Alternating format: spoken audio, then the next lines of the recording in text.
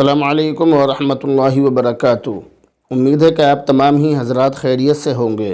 Daily سوال و جواب کے ایک نئے ایپیسوڈ کے ساتھ میں مفتی خالد قاسمی اپنے تمام مسلمان بھائیوں، بہنوں اور دوستوں احباب کی خدمت میں حاضر ہوں۔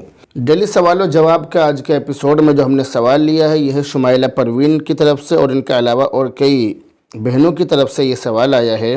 یہ کہہ رہی ہیں کہ مفتی صاحب، عورتوں کے غسل کا طریقہ بتلا دیجئے۔ یہ جو سوال ہے یہ الگ الگ کئی بہنوں کی طرف سے آیا ہے اور کافی دنوں سے آ رہا ہے، لیکن اس کو بتلانے کا وقت نہیں مل رہا تھا، اس لیے میں نے سوچا کہ آج اس کے بارے میں بتلا دیا جائے۔ یاد رکھیے کہ غسل چاہے کسی بھی ناپاکی سے پاک ہونے کا ہو، یعنی ہماری ماں بہنیں کسی بھی ناپاکی سے پاک ہو رہی ہوں، اس کا مسنون طریقہ، اس کا سنت طریقہ ایک ہی ہے، اور وہ یہ ہے کہ پہلے اپنے ہاتھ دھوئے، اس کے بعد استنجا کرے، پھر بدن پر جس جگہ پر ناپاکی لگی ہو اس جگہ کو صاف کرے، وہاں سے ناپاکی دھوئے، جہاں گندگی لگی ہے وہاں سے گندگی دھو ڈالیں، اپنی اچھی طرح سے صفائی کر لیں، پھر وضو کریں، پھر سارے بدن پر 3 مرتبہ اس ترتیب سے پانی بہائے کہ پہلے سر پر، پھر دائیں کاندھے پر یعنی سیدھے کاندھے پر، پھر بائیں کاندھے پر یعنی الٹے کاندھے پر پانی بہائے، اور جسم پر پانی بہاتے ہوئے جسم کو اچھی طرح ملے،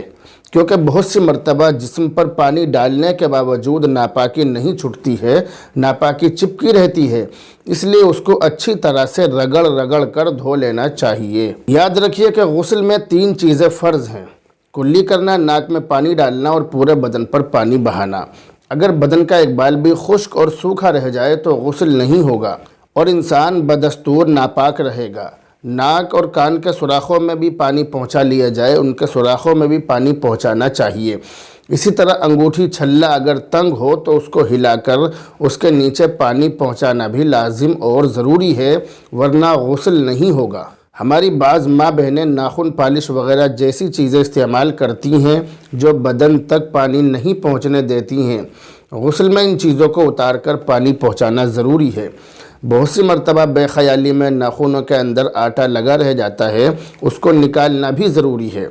الغرض پورے جسم پر پانی بہانا اور جو چیزیں پانی کے بدن تک پہنچنے میں رکاوٹ ہیں ان کو ہٹانا، ان کو صاف کرنا، یہ بہت زیادہ ضروری ہے، ورنہ غسل نہیں ہوگا۔ عورتوں کے سر کے بال اگر گندھے ہوئے ہوں تو بالوں کو کھول کر ان کو تر کرنا ضروری نہیں ہے، بلکہ بالوں کی جڑوں تک پانی پہنچا لینا کافی ہے۔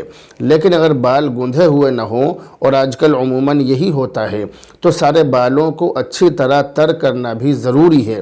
تو آج کل عموماً یہی ہوتا ہے کہ بال گندھے ہوئے نہیں ہوتے ہیں، تو تمام بالوں کو بھگونا، تمام بالوں تک پانی پہنچانا اور ہر بال بھیگ جانا یہ ضروری ہے۔ ایک بات یہ بھی یاد رکھیے کہ حیض سے یعنی ماہواری سے پاک ہونے پر، اور اسی طرح نفاس یعنی جو بچہ پیدا ہونے کے بعد جو بلیڈنگ ہوتی ہے 40 دن تک، اس کے دن پورے ہو گئے ہوں، اور اسی طرح ہم بستری کے بعد بھی عورت پر غسل واجب ہو جاتا ہے، یعنی ان تینوں چیزوں سے غسل واجب ہو جاتا ہے، ماہواری سے بھی اور نفاس سے بھی۔ نفاس کا مطلب جو عورت کو بچے کی پیدائش کے بعد جو خون آتا ہے اس سے بھی، اور صحبت یعنی ہم بستری سے بھی غسل واجب ہو جاتا ہے۔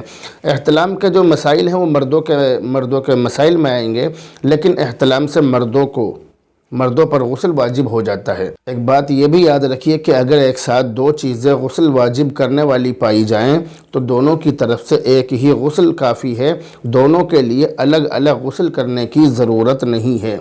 جیسے عورت ماہواری سے پاک ہوئی، یعنی عورت MC کے دنوں سے پاک ہوئی اور ابھی غسل نہیں کیا، فوراً شوہر نے ہم بستری بھی کر لی، یعنی عورت کے جو ماہواری کے دن ہیں وہ پورے ہو گئے، عورت فارغ ہو گئی، ابھی غسل کرنے جا ہی رہی تھی کہ شوہر نے ہم بستری کر لی، تو ایسی صورت میں اس کے اوپر 2 چیزیں ناپاک کرنے والی پائی گئی۔ جیسے ماہواری سے پاک ہوئی، ایک تو ماہواری اور دوسرے ہم بستری، تو یہ 2 چیزیں عورت کو غسل واجب کرنے والی عورت کے ساتھ پائی گئی، تو کیا ایسی صورت میں ہم بستری کا غسل الگ اور ماہواری کا غسل الگ کرنا پڑے گا؟